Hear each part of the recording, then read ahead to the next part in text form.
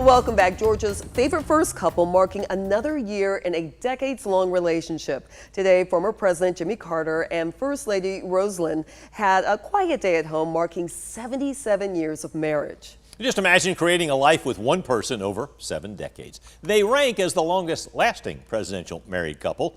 Suzanne Lawler shows us how their story has twists and turns, but it's always led them back to one another. Rarely do fairy tales begin at birth. Former President Jimmy Carter's mom helped deliver his future wife in this little yellow house. It was my grandmama. Kim Fuller is the daughter of Jimmy's late brother Billy. She saw firsthand how their love story evolved. President Carter wrote in one of his books, at first in his military career, he didn't talk to Rosalynn much when he made decisions, and she dealt with 4 kids at home. Being in the military, of course, it was, this is your job. You take care of them, you take care of the house. And she did that because she loved him. Jimmy changed his ways. They were always in love, with the former president writing poetry to his wife. But the pendulum swung the other way. He began to depend on Rosalynn and saw her more as an equal. My wife, Rosalynn, I want to express a particular gratitude. Then along came Jimmy Carter, and my life's been an adventure ever since. 2 years ago, they made no bones about discussing their deep respect for each other.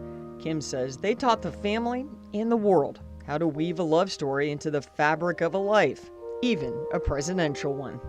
You can't just up and say, I love you, that you have to persevere, and that love is not always going to be roses and sweet-smelling stuff. It's going to be, you have to work at it. Jimmy is now 98 and in hospice care. Rosalynn has dementia. Challenges for sure, and you might think those factors take away from a happy ending.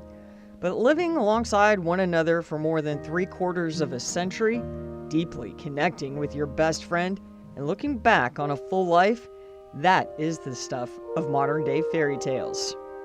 They were always holding hands, and I would be willing to bet that they're holding hands today, too. Suzanne Lawler, 13 WMAZ News. President Carter's niece says the Secret Service brought the Carters to downtown Plains last weekend so they could watch the fireworks for the 4th of July. The couple stayed in the van, but she says it was a very touching moment.